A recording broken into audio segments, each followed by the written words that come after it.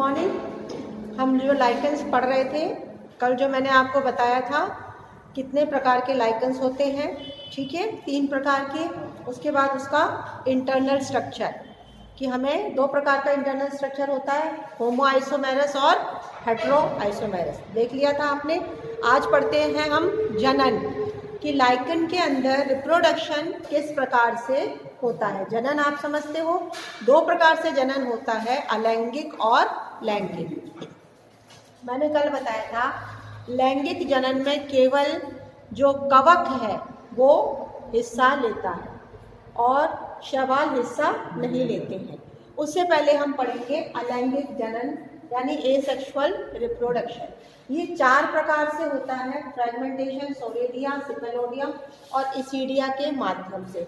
4 प्रकार से अलैंगिक जनन पाया जाता है लाइकेंस के अंदर। सबसे पहले फ्रेगमेंटेशन, जिसको हम बोलते हैं खंडन। फ्रेगमेंटेशन का मतलब है टूटना, ठीक है, टूट जाना।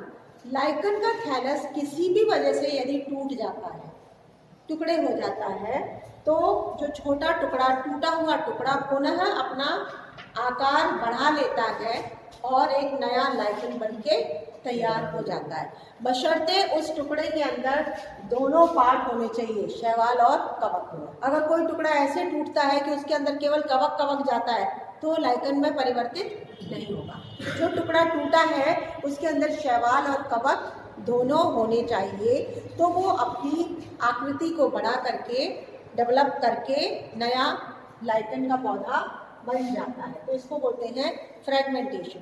दूसरा तरीका है सोरीडिया के माध्यम से। सोरीडिया एक गोल संरचना होती है, जो ये थैलस मैंने दिखाया है आपको कल जो बनाया था, इस थैलस के ऊपर एक बड की तरह, एक डॉट की तरह, बड की तरह ये बन जाती है, निकल आती है। इसमें से एक शैवाल का कोशिका चली जाएगी और उसके चारों तरफ क्या होंगे, जाल होगा किसका, कवक का। तो एक बड जैसा, बटन जैसी ही संरचना बन जाती है, कई सारी बन जाएंगी और इसका रंग होता है ग्रे से लेके वाइट, या तो ग्रे कलर का होगा या फिर ये वाइट कलर का। इसको बोलते हैं सोरीडिया, ये कहलाता है सोरीडिया। इसमें ये बीच में जो मैंने बड़ा सा बनाया है, ये क्या है, गोल वाला तो है एल्गी, और ये बाहर क्या है, पूरा जाल किसका, कवक का। और ये इस तरीके से अंदर भी अपना जाल इसमें डाल देते हैं ताकि इससे क्या ले सके, भोजन ले सके। भोजन तो शैवाल ही बना रहा है ना, तो भोजन लेने के लिए इस तरीके से हाइफी इस शैवाल की कोशिका के अंदर भी प्रवेश कर जाते हैं। तो ये जो सोरीडिया है यहाँ से टूट जाता है, किसके माध्यम से, या तो हवा के माध्यम से या बारिश के छींटों से। बारिश पड़ती है तो टूट जाएगा, सोरीडिया टूट के नीचे ज़मीन पे गिरेगा, तो इसमें जो शैवाल है वो शैवाल अपनी संख्या बढ़ाएंगे और कवक अपना जाल बढ़ा के नया माइसिन, नया पूरा लाइकन का थैलस बना देता है। समझ गए? तो सोरीडिया के माध्यम से भी अलैंगिक जनन होता है, जो कि बर्ड की तरह होते हैं, ग्रे और वाइट कलर के होते हैं, आपने लिख लिया है। ये यहाँ से टूट जाते हैं, टूटने में कौन सहायता करता है, या हवा या फिर बारिश। इसका जो कवक है और ये जो शैवाल है, ये अपनी संख्या बढ़ाते हैं, रिप्रोडक्शन करते हैं और ये नया लाइकन का थैलस बन जाता है। तीसरा प्रकार है सिफेलोडियम। सिफेलोडियम इससे बड़ा होता है सोरीडिया से, और ये भी कहाँ बनता है, थैलस के ऊपर बनता है। इसमें आप देखो बहुत सारे शैवाल हैं, इसमें तो एक ही शैवाल की कोशिका थी, बहुत सारे शैवाल हैं और अंदर ही बहुत सारा जाल है किसका, कवक का। और ये यहाँ से टूट करके नया पादप बनाता है। लेकिन इसमें आप बहुत इंपॉर्टेंट चीज़ लिख लीजिए कि इसके अंदर ये जो लाइकन है, ये जो लाइकन है जिसके ऊपर ये सिफेलोडियम बना है, एक ये घुंडी नुमा संरचना बनी है। अब ध्यान दीजिए, ये जो लाइकन है इसके शैवाल और कवक इससे भिन्न है। इसके अंदर जो शैवाल और कवक है सिफेलोडियम के अंदर, वो इस शैवाल और कवक से भिन्न है। ये कैसे संभव है? तो इससे तो बना नहीं है, इसका मतलब समझ गए ना। इसके अंदर जो शैवाल और कवक हैं वो इस वाले शैवाल और कवक से भिन्न है, जो इसके लाइकन की सतह पे ये बन रहा है। जब इसकी सतह पे बना है और ये वाले शैवाल और कवक से इसके शैवाल और कवक भिन्न है, इसका मतलब ये इससे तो बना नहीं है। इसका मतलब ये हुआ कि जो छोटे छोटे सोरिडिया थे ना किसी और लाइकेन के, वो इसके ऊपर आके गिर जाते हैं। समझ गए?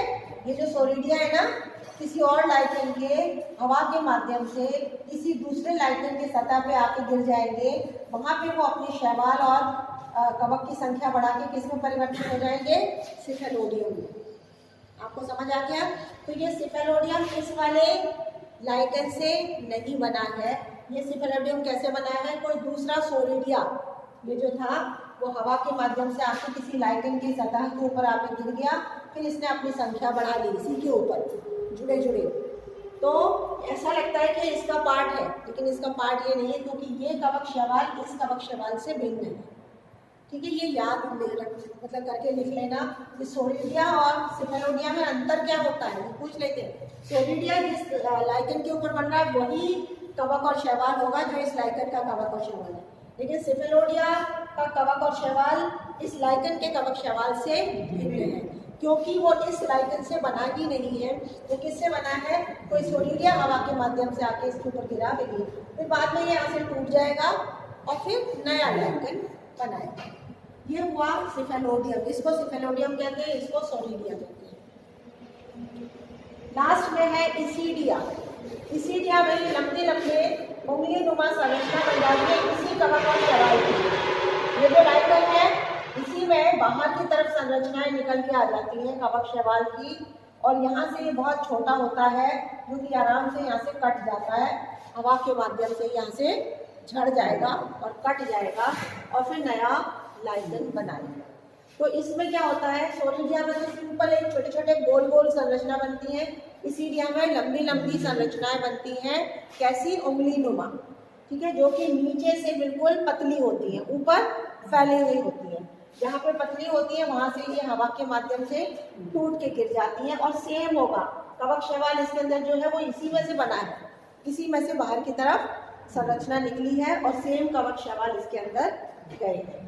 तो ये इसीडिया कहलाते हैं। ये क्या कहलाते हैं? इसीडिया।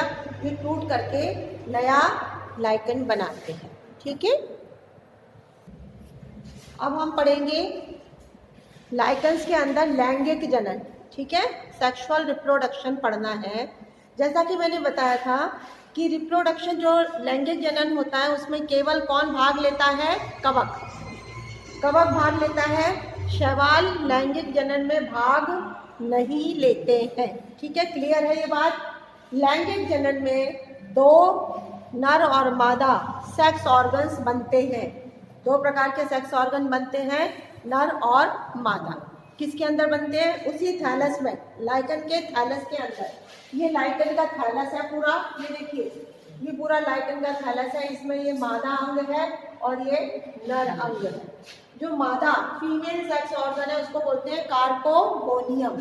फीमेल सेक्स ऑर्गन कहलाता है कार्पोगोनियम, कल मैंने आपको बताया था।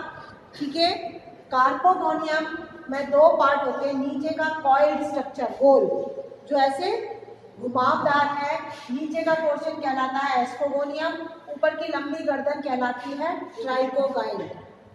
कल भी बताया था मैंने जनरल कैरेक्टर्स में कि ऊपर की जो लंबी गर्दन होती है उसको ट्राइकोगाइन कहते हैं, नीचे का कॉइल्ड स्ट्रक्चर जो होता है उसको बोलते हैं एस्कोगोनियम। ये टोटल मिला के क्या कहलाता है? कार्पोगोनियम। ये कार्पोगोनियम अंदर धंसा हुआ है। किसके अंदर? ये थैलस है ना पूरा लाइकेन का, जो कल मैंने स्ट्रक्चर बताया था, इसमें ये अंदर धंसा है। और ट्राइकोगाइन निकल के थोड़ी सी इसकी गर्दन बाहर तक निकलती है। ट्राइकोगाइन जो गर्दन है उसका थोड़ा सा हिस्सा लाइकेन के थैलस के बाहर तक निकला रहता है। ये समझ गए female sex organ. Male sex organ को बोलते हैं स्पर्मोगोनिया, जो कि फ्लास्क की आकृति का होता है। ये जैसा फ्लास्क होता है ना, उसकी आकृति का फ्लास्क शेप का होता है स्पर्मोगोनिया। ये पूरा स्ट्रक्चर क्या है? स्पर्मोगोनिया। ये जो स्पर्मोगोनिया ये सारे के सारे किससे बने हैं? हाइफी से, कवक के हाइफी से। और यहाँ पे ये मादा न्यूक्लियस है, एक सिंगल न्यूक्लियस है जिसको क्या बोलते हैं? Female nucleus. ये बहुकोशिकी संरचना है और सेंटर में एक अलग से केंद्रक है। ठीक है, जो एग का काम करता है। किसका? अंडे का। अब ये भी पूरा कवक से निर्मित है, क्योंकि कवक ही भाग ले रहा है किसमें? लैंगिक जनन में। शैवाल भाग नहीं ले रहे हैं। ये भी पूरे कवक के हाइफी से बना है। ये फ्लास्क नुमा आकृति कहलाती है स्पर्मोगोनिया, जो कि मेल सेक्स ऑर्गन है। इसके अंदर ये फिलामेंट्स बन जाते हैं जिनमें से गोल गोल ये बीजाणु बनते हैं। ये गोल गोल बीजाणु, जैसे ये एक संरचना है जिसमें ये गोल गोल क्या बन रहे हैं, बीजाणु, ये कहलाते हैं स्पर्मेशिया। स्पर्मेशिया ये क्या है, स्पर्मेशिया मेल युग्मक, नर युग्मक। और ऊपर जो छिद्र है जहाँ से ये बाहर निकलते हैं उस छिद्र को बोलते हैं ऑस्टियोल। और ये पूरी संरचना क्या कहलाती है, स्पर्मोगोनिया, जो कि नर जनन अंग है, मेल सेक्स ऑर्गन। ठीक, इसके बाद होता है फर्टिलाइजेशन, निषेचन की प्रक्रिया। क्या होता है कि ये जो स्पर्मेशिया है, संग के संग लिखते जाइए, स्पर्मेशिया निकल के ऑस्टियोल से बाहर आ जाते हैं। ट्राइकोगाइन चिपचिपी है, कैसी है, चिपचिपी है, इसके ऊपर से थोड़ा सा कुछ द्रव्य निकल रहा है जो स्टिकी है। अब ये हवा में जब उड़ के आते हैं कौन, स्पर्मेशिया, तो इसके ऊपर चिपक जाते हैं। कहाँ चिपक गए, ट्राइकोगाइन के ऊपर चिपक जाते हैं। समझ गए, ट्राइकोगाइन के ऊपर कौन चिपक जाते हैं, नर युग्मक स्पर्मेशिया। कुछ एंजाइम्स का सीक्रेशन होता है जिससे ये भित्ति डिसॉल्व हो जाती है। इसके अंदर बहुत सारी कोशिकाएं हैं ना, वो कोशिकाएं डिसॉल्व हो जाएंगी, उसकी भित्ति डिसॉल्व हो जाएगी, किससे, एंजाइम से।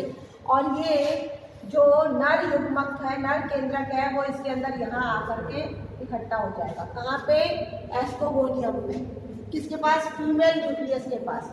मादा केंद्रक के पास में कौन आ जाता है, नर केंद्रक। केवल एक ही प्रवेश करेगा, एक एस्कोगोनियम में एक ही स्पर्मेशिया प्रवेश करेगा, दूसरे नहीं कर। इकट्ठे तो बहुत सारे हो जाएंगे लेकिन प्रवेश केवल एक ही कर पाता है। ओके, अब अपन यहाँ आते हैं। ये एस्कोगोनियम के अंदर दो केंद्रक है, एक मेल और एक फीमेल। इसमें से बहुत सारा माइटोसिस होगी जिससे ये सारे दोनों तरह के केंद्रक बराबर संख्या में बढ़ेंगे। अगर ये 100 हो जाएंगे तो ये भी 100 हो जाएंगे। ठीक है, और दोनों अपने अपने जोड़े के साथ इकट्ठे रहेंगे। कैसे, जोड़े के साथ में, पेयरिंग के साथ में, फ्यूजन नहीं हुआ है अभी। इस एस्कोगोनियम से बहुत सारे ये हाइफी निकलेंगे जिसको बोलते हैं एस्कोजीनस हाइफी। बहुत सारी तंतुनुमा संरचनाएं निकलती हैं जिनको क्या बोलते हैं, एस्कोजीनस हाइफी। और वो बहुकोशिकीय होता है। प्रत्येक कोशिका कैसी होगी, बाइन्यूक्लिएट, एक मेल एक फीमेल, एक मेल और एक फीमेल, एक मेल फीमेल। हर एक कोशिका में ये केंद्रक होंगे मेल फीमेल वाले जोड़े से। ठीक है, ये जो एस्कोजीनस हाइफी है ये यहाँ पे निकल रहा है। और कहाँ पे बन रहे हैं, इसी के अंदर थैलस में, यहाँ पे बन रहे हैं, इस जगह पे। ठीक है, यहाँ तक समझ आ गया। फिर लास्ट में जो टॉप की कोशिका है ना एस्कोजीनस हाइफी की, उसमें फ्यूजन हो जाएगा दोनों केंद्रक का, बाकी में नहीं होगा। बाकी तो वैसे के वैसे ही रहेंगे, डाइकैरियोटिक। टॉप की जो कोशिकाएं लिख लो, जो एस्कोजीनस हाइफी की सबसे ऊपर वाली कोशिकाएं हैं, ये सारे एस्कोजीनस हाइफी हैं, इनकी संख्या कोई निश्चित नहीं है। इनमें सब में जो टॉप की कोशिका है उसमें क्या हो जाएगा, दोनों केंद्रक फ्यूज हो गए, जुड़ गए। तो ये दोनों केंद्रक कैसे हो जाएंगे, आप डिप्लॉइड। ये वाला जो कोशिका है ऊपर वाली कोशिका कैसी हो जाएगी, डिप्लॉइड कोशिका हो जाएगी ये वाली। समझ गए। अब ये जो डिप्लॉइड कोशिका है इसमें मियोसिस होगी, अर्धसूत्री विभाजन। इस वाली कोशिका में क्या होगा, अर्धसूत्री विभाजन होगा। अर्धसूत्री विभाजन में पहले क्या बनती है, कितनी कोशिकाएं बनेंगी, 4, फिर माइटोसिस से फिर 8। ठीक है, तो ये वाले जो ऊपर वाले जो सेल्स थे ये सब लंबे लंबे बड़े इकट्ठे हो गए, इनको बोलते हैं एस्कस। ये जो खड़े हैं ना ये सेल्स, ये कौन से सेल है, ये जो ऊपर वाला टॉप का सेल था ना, इनमें मियोसिस होगी और इनमें कितने बन जाएंगे, 8 स्पोर्स, और ये लंबे लंबे हो जाएंगे। ये क्या कहलाएंगे, एस्कस। प्रत्येक एस्कस में कितने बीजाणु होंगे, 8 एस्कोस्पोर। वो बीजाणु क्या कहलाएंगे, एस्कोस्पोर। इन एस्कस के बीच में कुछ स्टेराइल हाइफी भी खड़े हैं, ये स्टेराइल है, इनको बोलते हैं पैराफाइसिस। और बाकी सारी ये जो कोशिकाएं थी, ये प्लस यहाँ पे जो जाल था, कवक था, वो सारा का सारा ये, और ये पूरा का पूरा लाइकन का स्ट्रक्चर है ना, लाइकन का, जिसमें एल्गी वगैरह भी है। ये संरचना एक फलन पिंड बन जाती है, फ्रूटिंग बॉडी जिसको बोलते हैं एपोथीलियम। डिस्क नुमा। ये कैसा है? डिस्क की आकृति का एक फलन पिंड बन के तैयार हो जाता है, जिसको कहते हैं एपोथीशिया। समझ गए? ये ज्यादातर एस्कोमाइसीटीज क्लास की फंजाई के अंदर एपोथीशिया बनता है। समझ गए? तो यहाँ पे आपने देखा किसने भाग लिया? केवल कवक ने। ये कार्पोगोनिया, ये स्पर्मोगोनिया, उनका केंद्रक फास्ट में आता है। फिर बहुत सारे माइटोसिस होती है, एस्कोजीनस हाइफी बनते हैं। एस्कोजीनस हाइफी का टॉप की कोशिका में फ्यूजन होता है, बाकी में फ्यूजन नहीं होता। फिर उस फ्यूजन के बाद इसमें क्या होती है? मियोसिस। ये वाली कोशिका बन जाती है एस्कस, उसके अंदर बनते हैं 8 स्पोर, जिसको बोलते हैं एस्कोस्पोर। ठीक है, ये पूरी संरचना फलन पिंड है। फ्रूटिंग बॉडी जिसका नाम है एपोथीशिया। इसका स्ट्रक्चर आपको डायग्राम ड्रॉ करने के लिए भी आ सकता है कि लाइकन्स में एपोथीशिया का पूरा चित्र बनाइए। ठीक है, अब क्या होता है? यहाँ से एस्कस टूटता है और एस्कोस्पोर्स निकल के बाहर आ जाते हैं जमीन पर। ये एस्कोस्पोर्स क्या बनाएंगे? एक जर्म ट्यूब के माध्यम से अपना जाल बनाते हैं। ठीक है, ये जाल के ऊपर यदि कोई शैवाल का स्पोर आ गया तो वो क्या बन जाएगा? लाइकन। और शैवाल का स्पोर नहीं आया तो वो लाइकन नहीं बनेगा, क्योंकि यहाँ पे ये जनन जो हुआ है केवल किसमें हुआ है? कवक में। तो ये कवक का जाल तो बना लेंगे ये स्पोर निकल के, लेकिन जब इनके किसी शैवाल के कांटेक्ट में आएंगे या हवा के माध्यम से शैवाल के बीजाणु आ जाएंगे तो शैवाल और कवक मिलके क्या बना लेंगे? लाइकन।